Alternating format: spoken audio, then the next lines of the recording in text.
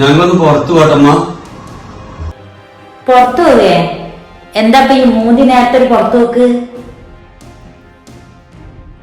ഞാനും ദിലും എന്റെ ഫ്രണ്ട്സോളെ കൂടി ചേർന്നിട്ടേ ഒരു ചെറിയ ഫാമിലി ട്രിപ്പ് അടിക്കുന്നുണ്ട്. ഈ ഒരു 10-12 ദിവസം കഴിഞ്ഞ് വരുള്ളൂ. പിന്നെ പോണതായി കുറച്ച് ഡ്രസ്സും കാര്യങ്ങളും എടുക്കണം. പിന്നെ ദിലുവിന്റെ വീട്ടിലൊന്ന് പോകണം. 10-12 ദിവസം കഴിഞ്ഞിട്ട് വരുള്ളൂ എന്നാ? അല്ല, ആരോട് വെച്ചിട്ടപ്പച്ചി തീരുമാനങ്ങളൊക്കെ എടുത്തത്? ഇപ്പറഞ്ഞ എന്താ ഉണ്ടാക്കാന്ന് ഞാൻ പറഞ്ഞിരുന്നക്ക്. എന്തുണ്ടാകണമ്മ, ആകെ 2 മാസം ലീവുള്ള, അല്ലെങ്കിൽ 1 മാസം തീർന്നു. ഇപ്പൊ ഞങ്ങളെല്ലാം ഇപ്പൊ അവിടെ നിന്ന് പോയെന്ന് വിചാരിച്ചിട്ട് ഇവിടെ എന്തുണ്ടാവാൻ?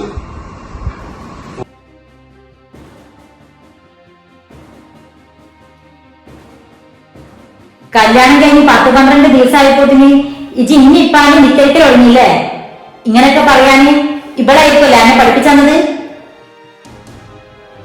ഇത് പറയാൻ ഇങ്ങനെ പഠിപ്പിച്ചു തരുന്നത്, അല്ലെങ്കിൽ ഉമ്മാൻ ഇപ്പാന് വിക്കേസി എന്നൊക്കെ പറയാൻ മാത്രമൊക്കെ ഞാൻ എന്താ പറഞ്ഞത്?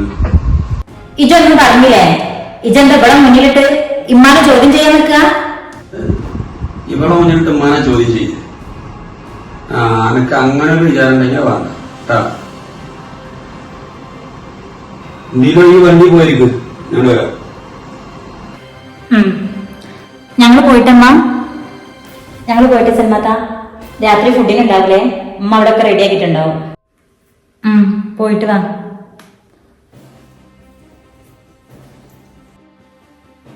കണ്ടമ്മ, ഇങ്ങള് പോണ്ടാന്ന് പറഞ്ഞിട്ടൊരു പേടിയില്ലാണ്ട് പോയതൊക്കെയുള്ളു. സ്വന്തം ഉമ്മാരെ വില ഇല്ലാണ്ടാക്കാൻ നാളെ നമുക്ക് ഈ വണ്ടരുത്. ഇജല്ലേ ആദ്യം ആ പെണ്ണിന്റെ കാര്യത്തിൽ ചെല്ലണത്? ഉമ്മാന്റെ വില ഇല്ലാതാക്കണ എന്താ ഇപ്പൊ ഞാന് പിന്നെ അവളെ മുന്നിലിട്ട് ഉമ്മാനെ പറഞ്ഞത്? ഒന്നും പറഞ്ഞില്ലേ? ജിമ്മാടെ മുഖത്തൊന്ന് നോക്ക്. മരിയോടെ മുന്നിൽ നാളെ കെട്ട പോലെ ഇല്ലമ്മപ്പോ. ഞാനിപ്പോ പറഞ്ഞ കാര്യം ഇവളെ മുമ്പിലാണെന്നുണ്ടെങ്കിൽ ഉമ്മാക്ക് ഇങ്ങനെ സങ്കടമാവും. ഓളിന്റെ മകളാണ്, അതുപോലെയാണ് മരിയക്കള്. അപ്പൊ ആ ചിന്തയാണ് ആദ്യം മാറ്റേണ്ടത്. മക്കള് വേറെ, മരുമക്കള് വേറെ എന്നുള്ള ചിന്ത മാറ്റം.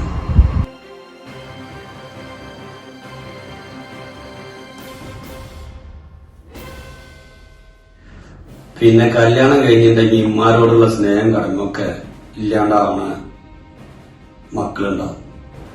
എന്തായാലും ഞാൻ ആ കൂട്ടത്തിലാവാൻ ഉദ്ദേശിക്കുന്നില്ല. അതുപോലെ തന്നെ സ്വന്തം കെട്ടിയ പെണ്ണിന്റെ സന്തോഷങ്ങൾ ഇല്ലാതാക്കണ ഒരു ഭർത്താവ് ആവാൻ എന്നെ കിട്ടും.